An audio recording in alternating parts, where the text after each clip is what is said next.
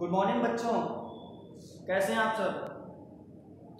और आज हम बात करने जा रहे हैं नाइन्थ फिजिक्स की। जो हमारा पहला चैप्टर चल रहा था मोशन यानी गति, तो हमने उसके पार्ट 3 कंप्लीट कर लिए थे।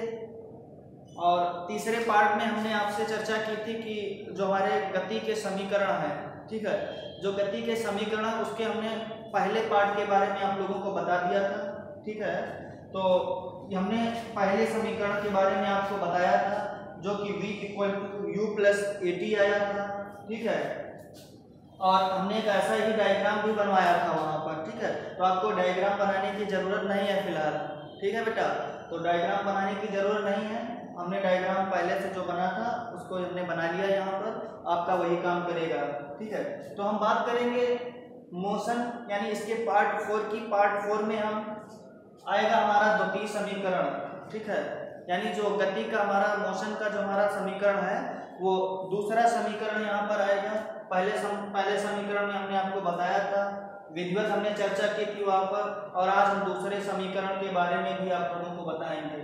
देखिए, जो हमारा पहला समीकरण था वो वेग समय के संबंध को दर्शाता था, वेग और समय के संबंध को दर्शाता था। और जो हमारा आज दूसरा है समीकरण, आज का टॉपिक है, ये समय की स्थिति संबंध के लिए समीकरण है। क्या के लिए है? समय के स्थिति संबंध के लिए समीकरण है। तो हम बात करते हैं यहाँ पर दूसरे इक्वेशन की।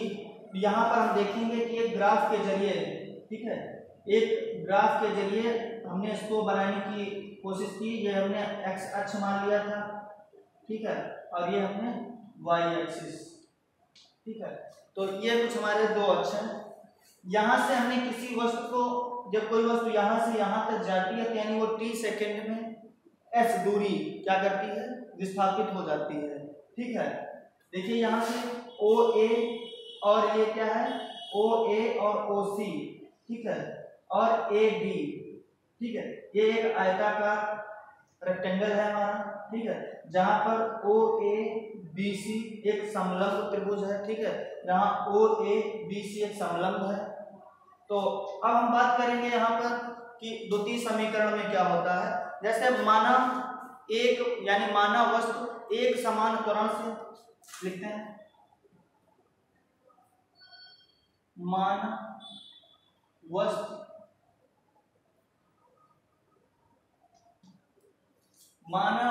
एक समान त्वरण, माना वस्तु एक समान त्वरण a से क्या होता है? a से t समय में a दूरी तय करता है, ठीक है। त्वरण a से t समय में s दूरी तय करती है। त्वरण a से t समय में क्या होता है? s दूरी तय करती है, ठीक है। जैसे हमने मान लिया कोई वस्तु यहाँ है और यहाँ से उसका हमारा एक्सेलरेशन क्या है? a है। तो यहाँ से यहाँ जाने में हमारे t सेकेंड लगेगा, ठीक है। बट क्या होगा, वहां पर जो दूरी होगी, हमारा जो डिस्टेंस होगा, ठीक है, वो क्या होगा? s होगा, ठीक है। तो इस तरीके से कह रहा, माना वस्तु एक समान त्वरण a से समय यानी t समय में क्या होता है? s दूरी तय करता है। तो हम चित्र से बात कर सकते हैं कि वस्तु के द्वारा तय की गई दूरी, यानी वस्तु द्वारा तय की गई दूरी हमारी क्या होगी? वस्तु द्वारा तय की गई दूरी वेग समय ग्राफ AB के अंतर्गत, वेग समय ग्राफ AB के अंतर्गत, देखिए ये A है और वो हमारा पॉइंट क्या है? B, यानी इसके अंतर्गत क्षेत्र इसका क्या आएगा? हमारा OABC द्वारा प्राप्त की जाती है, ठीक है। OABC यानी हम कह सकते हैं माना एक वस्तु यानी माना वस्तु एक समान त्वरण a से t समय में जब s दूरी तय करती है, तो वस्तु के द्वारा तय की गई दूरी,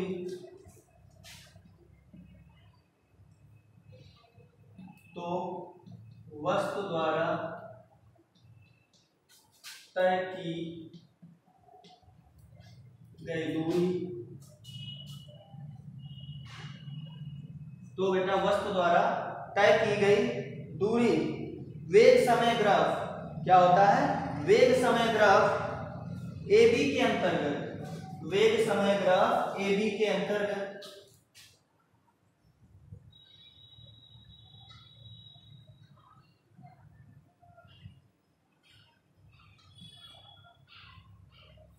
AB के अंतर्गत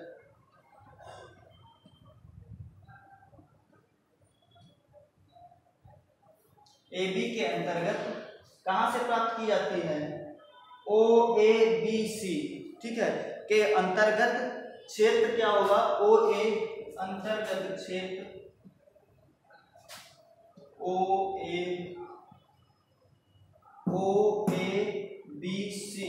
OABC, ठीक है, के अंतर्गत क्षेत्र OABC से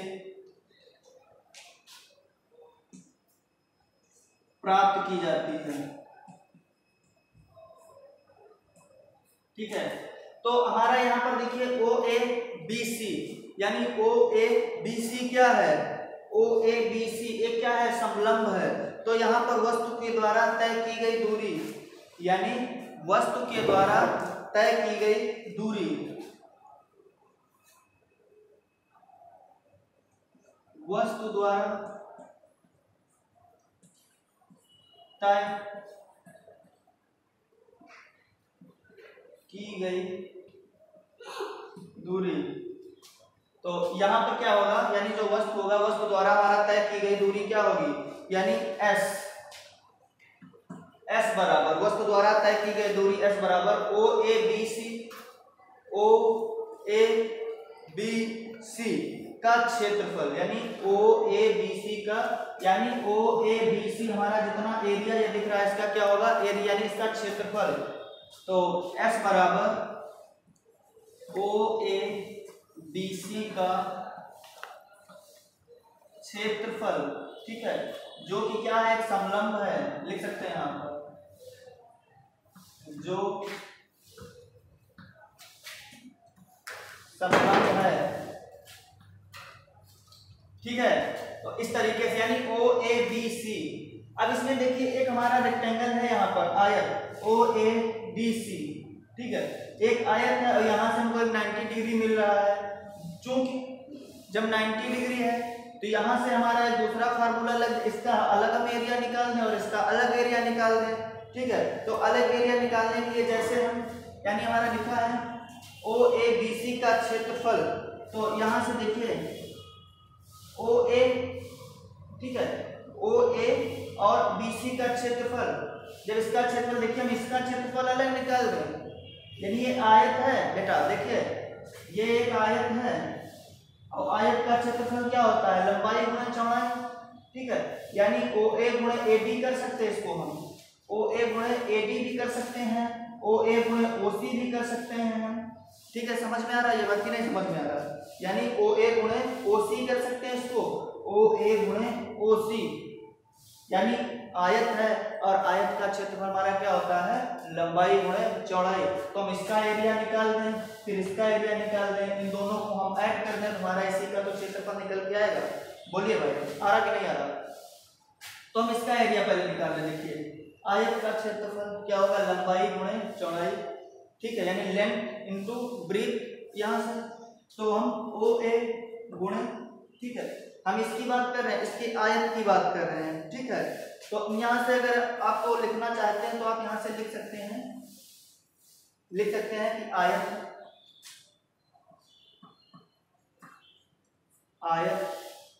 यहाँ पे जो हमारा आयत है, आयत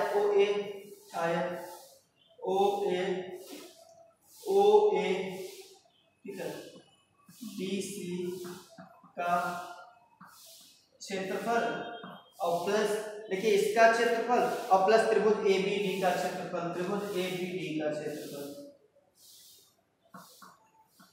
त्रिभुज ABD का क्षेत्रफल, ठीक है बेटा, इस तरीके से। अब देखिए OABC एक हमारा आयत मिल गया।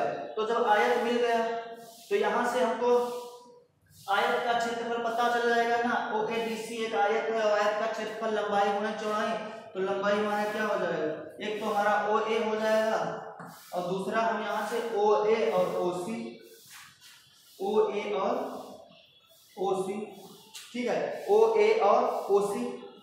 और त्रिभुज का क्षेत्रफल क्या होता है, 1/2, यानी देखिए ये हमारा जो त्रिभुज है ये 90 डिग्री है, ठीक है। जब ये 90 डिग्री है तो यहाँ पे 1/2 यानी संपूर्ण त्रिभुज का जो क्षेत्रफल होगा 1/2 आधार गुणे क्षेत्रफल, 1/2 यानी आधार, एक base into height, 1/2 base into height, यानी 1/2 ये हमारा बेस यानी आधार है और ये हमारी क्या है, ऊंचाई है, यानी 1/2 आधार AD गुणे BD, तो 1/2 AD गुणे BD, ठीक है। इस तरीके से 1/2 AD गुणे BD, और ये हमारा इक्वेशन, देखिए पहले कुछ इक्वेशन हमारी पड़ी हुई थी, इसके बाद हम इक्वेशन इसको 4 मान लेते हैं, ठीक है भैया। तो इस तरीके से, लेकिन क्या होगा यहाँ पर हमारे कुछ मान दिए गए हैं, ठीक है, OA का मान दिया, OC का मान दिया है, OA का मान दिया है, AE का मान दिया है। जिस तरीके से हमारे मान दिए हुए हैं इनके हम मान यहाँ समीकरण में पुट करा देते हैं, ठीक है। तो अब देखते हैं हमारा क्या होता है, यहाँ से देखते हैं क्या, लेकिन करा, लेकिन हमें क्या है के मान दिए हैं, OA बराबर देखिए क्या है, OA बराबर U है, लेकिन OA बराबर U, ठीक है। और दूसरा मान हमारा क्या दिया है, देखिए OC बराबर AD है, OC बराबर AD, OC बराबर AD, देखिए ये और ये बराबर हैं, चूंकि आयत है तो OC बराबर यहाँ पे लिख लेंगे, OC बराबर OD, जब OC बराबर OD होगा, ठीक है, OC बराबर हमारा AD होगा बेटा, क्या OC बराबर AD, देख लेते हैं यहाँ से, OC बराबर AD, तो OC बराबर AD, इसमें जो हमारा समय सेम लगेगा तो इसका मान क्या होगा, T, ठीक है। क्लियर हो रहा है कि नहीं हो रहा, आपको दिखाई पड़ रहा है कि नहीं दिखाई पड़ा, ओके ठीक है। तो OC बराबर AD, ठीक है, इसका मान हमारा क्या है, T हो जाएगा। तो इस प्रकार से BD बराबर क्या होगा, BD, इसका मान T, B और D, तो BD बराबर देखिए BD बराबर क्या होगा, 80, ठीक है।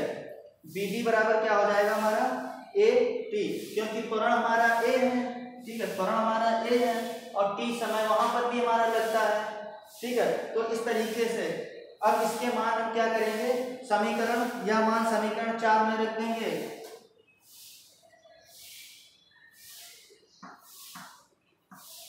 इनके मान समीकरण 4 में रखने पर, ठीक है बेटा, इसके मान जब हम समीकरण यानी इक्वेशन नंबर 4 में रखेंगे तो 4 में रखने पर क्या होगा, देखिए S बराबर OA का मान क्या है बेटा, U है, ठीक है, गुणे OC बराबर AD यानी क्या हो जाएगा, T हो जाएगा, ठीक है, प्लस 1/2 AD का मान, देखिए AD का मान क्या है, T है, ठीक, AD का मान क्या है, T है, और BD का मान क्या है, AT, ठीक है। अब इसको हम सॉल्व कर देंगे तो यहाँ पर क्या है, UT क्या हो जाएगा, UT प्लस हाफ, देखिए A और T क्या हो जाएगा, T स्क्वायर, एकदम सिंपल। समझ में आ रहा कि नहीं आ रहा, बोलिए, बोलो बेटा, आ रहा कि नहीं आ रहा। यानी समीकरण जो दूसरा हमारा निकल के आएगा, यहाँ पे हमने OA, OC, AD, BD इन सबका हमने फिगर की सहायता से यहाँ पर समीकरण 4 बना लिया।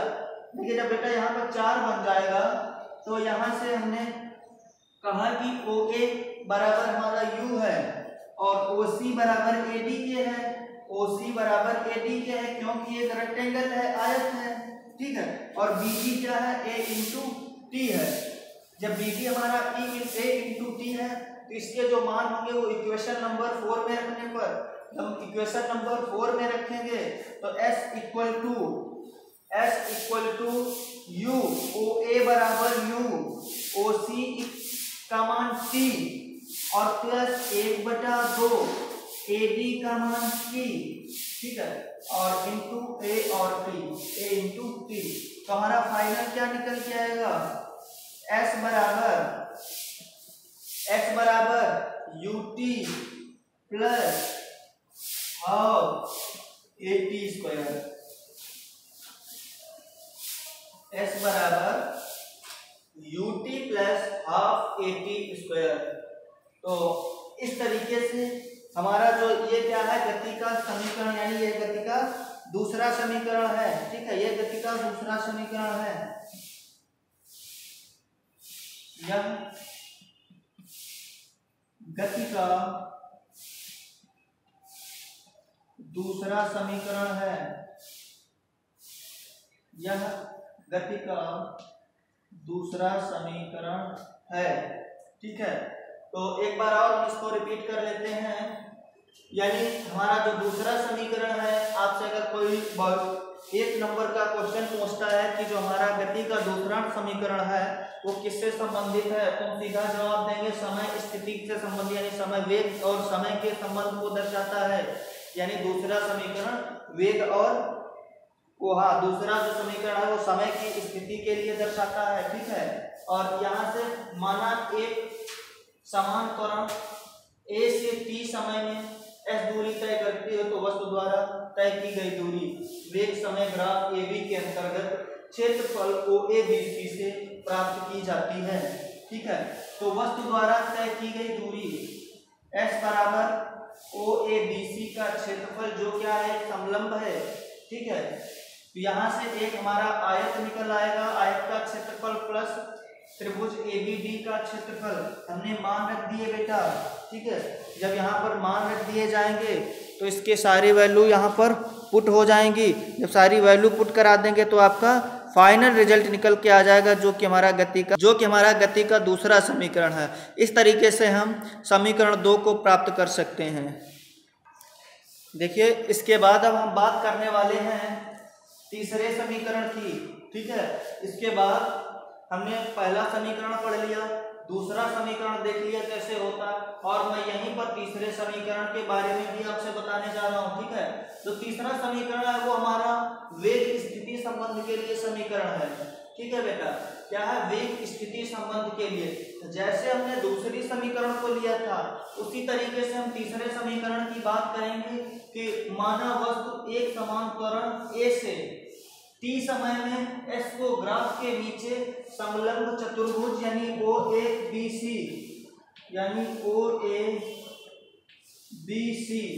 ठीक है, यानी ग्राफ के नीचे समलंब चतुर्भुज OABC द्वारा घेरे गए क्षेत्रफल द्वारा प्रदर्शित किया गया है। यानी OABC द्वारा घेरे गए क्षेत्रफल द्वारा प्रदर्शित किया गया है। OABC द्वारा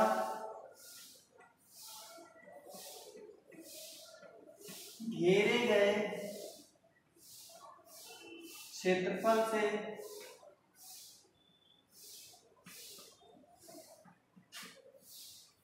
प्रदर्शित किया गया है।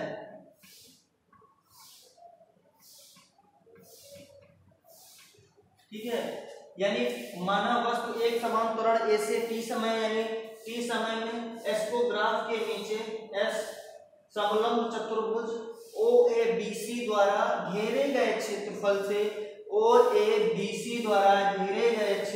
से क्या है, प्रदर्शित किया गया है।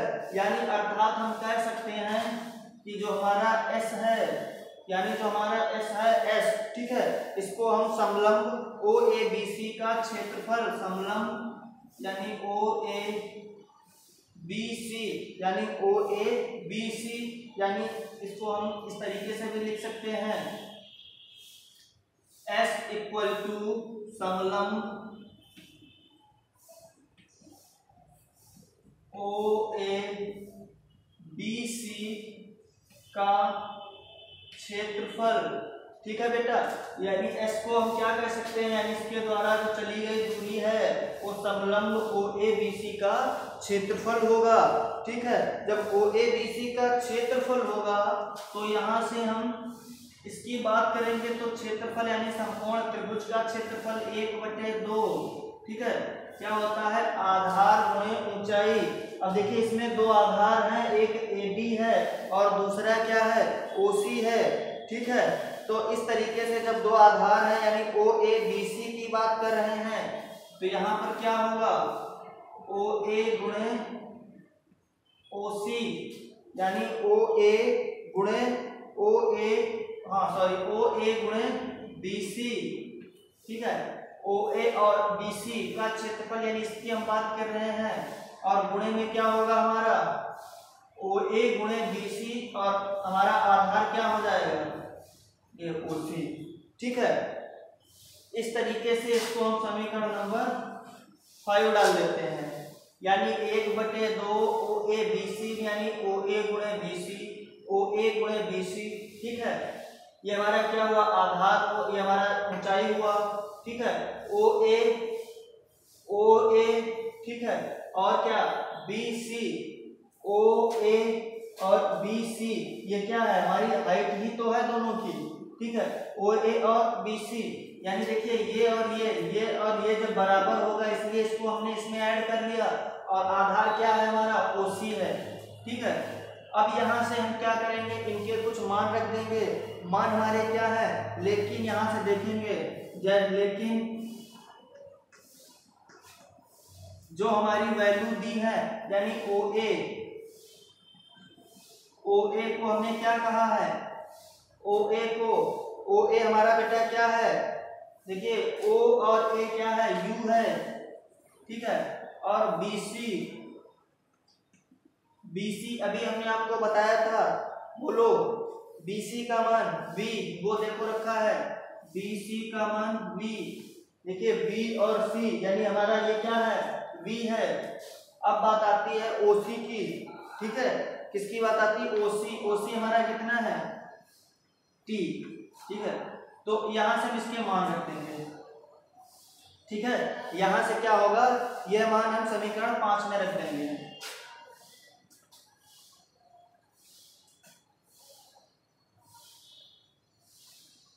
ये मान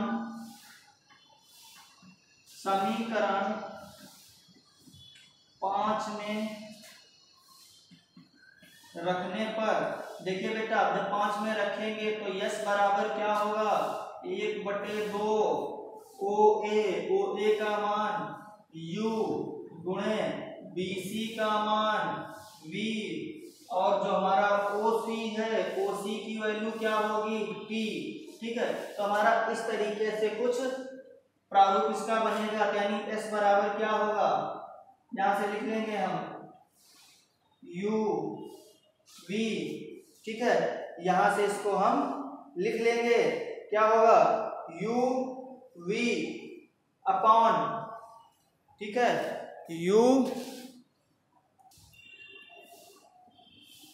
हाँ, तो देखते हैं यहां से हम, देखिए थोड़ा ये मिसप्रिंट हो गया, यहाँ पर ये जो है यहाँ पर प्लस का निशान लगेगा बेटा। ठीक है, यहाँ पर प्लस का निशान लगेगा तो यहाँ पर भी हमारा क्या आएगा, प्लस की वैल्यू आएगी। ठीक है, इस तरीके से यानी OA और प्लस BC यानी OA और BC, ठीक है, ये सेम है वहां पर। ठीक है, OA प्लस BC और गुणे OC, तो यहां से वैल्यू रख देते हैं S, तो U प्लस V अपॉन 2। ठीक है, और गुणे में क्या हो जाएगा हमारा T। ठीक है, गुणे में हमारा क्या हो जाएगा, इनटू में T हमारा आ जाएगा। और ये हम समीकरण नंबर 6 बना लेते हैं इसको। ठीक है, समीकरण नंबर 6 बना लेंगे यहाँ से इसको हम। ठीक है, अब देखते हैं जब समीकरण नंबर हमारा 6 बन गया तो यहां से हमने पहला इक्वेशन पढ़ा था, v बराबर u प्लस AT, पहला समीकरण यानी समीकरण v बराबर u प्लस AT से देख लेते हैं। देखो समीकरण v बराबर u प्लस 80 से, ठीक है, जब v बराबर u प्लस 80 से हम यहाँ पर बात करेंगे तो यहाँ पर हम t का मान निकालेंगे भैया, ठीक है, यानी u प्लस 80 बराबर क्या हो जाएगा, हमने इसको इधर ले लिया, उसको उधर, हमने पूरा इधर का उधर चेंज कर दिया, ठीक है, तो जब हमने चेंज कर दिया तो 80 बराबर क्या आ गया, v माइनस u, ठीक है, 80 बराबर क्या आ गया, v माइनस u, ठीक है, अपॉन, ठीक है, v माइनस u, और एक लाइन और हम बढ़ाएंगे तो t बराबर क्या आ जाएगा, v minus u upon a। देखिए ये निकल के आ गया, t का मान हमारा निकल के आ गया, ठीक है, क्यों t का मान निकल गया, क्योंकि हम t की वैल्यू में ही इसको जब v की वैल्यू में इसको हम प्राप्त करेंगे, जब v की वैल्यू में हम इसको प्राप्त करेंगे तो t का मान हमें रखना होगा, ये मान उठा करके हम यहाँ पर रख दें, ठीक है, यानी एक तो हमारा u प्लस v बन जाएगा, दूसरा v माइनस u बन जाएगा, ठीक है, ये मान क्या करेंगे समीकरण 6 में रखने पर, ठीक है, t का मान समीकरण 6 में रखने पर, ठीक है, जब t का मान समीकरण 6 में रखेंगे तो क्या होगा, s बराबर, देखिए u प्लस v है, चाहे इसको v प्लस u कर ले, चाहे u प्लस v, इधर से उधर अगर हम इसमें कुछ भी चेंजिंग लाते हैं तो कोई बदलाव नहीं होगा, जब कोई बदलाव नहीं होगा तो इसको v प्लस u लिख सकते हैं अपॉन 2, और t की वैल्यू क्या है हमारा, t क्या निकल के आया, v minus u upon a, v minus u upon a, ठीक है भैया, v minus 2a upon v minus u upon a, ठीक है। अब देखिए ये लिखा है, एक लाइन और इसको हम करते हैं, ठीक है, ऊपर वाला हमारा बन जाएगा v प्लस u, एक ब्रैकेट में, दूसरे ब्रैकेट में v माइनस u, और नीचे 2a, हो जाएगा, बोलो कितना होगा। अब चूंकि हमको पता है क्या, a प्लस बी और a माइनस बी क्या होता है, a square minus B square, तो ये लिखा है a प्लस बी और ये लिखा है a माइनस बी, बोलो होगा कि नहीं होगा, a plus B a minus B, तो हम यहाँ पर लिख देंगे यस इक्वल टू, यानी v square minus u square upon 2a, ठीक है, दूसरे शब्दों में इसको हम कह सकते हैं, इसका हम मल्टीप्लाई करवा दें, v square minus u square बराबर क्या आ जाएगा, 2as, ठीक है, यहाँ से v square minus u square equal to 2as, ठीक है, ये क्या है, तीसरा समीकरण है, ठीक है, ये हमारा क्या है, तीसरा समीकरण है, ठीक है। इस तरीके से हम गति के तीनों समीकरणों को क्या होता है, बहुत ही आसानी से प्राप्त कर लेते हैं, ठीक है, यानी पहला फार्मूला v बराबर u प्लस एटी, और दूसरा यस बराबर ut plus half eighty square, और तीसरा v square minus u square बराबर 2as, जहां पर v हमारा अंतिम वेग होता है और u प्रारंभिक वेग का मान होता है, और a हमारा एक्सेलरेशन होता है यानी त्वरण होता है यानी मंदन होता है, और जो हमारा s होता है वो डिस्टेंस यानी दूरी होती है, ठीक है। तो कुछ इस तरीके से हम यहाँ पर इन तीनों समीकरणों के मानों को प्राप्त कर सकते हैं। तो मिलते हैं आप लोगों को अगली क्लास में, आज के लिए बस इतना ही, और अगला जो हमारा टॉपिक होगा वो एकदम नया चैप्टर होगा, ये चैप्टर बस यहीं पर आपका वाइंड अप होता है। और आज के लिए इतना ही, ओके, थैंक यू क्लास।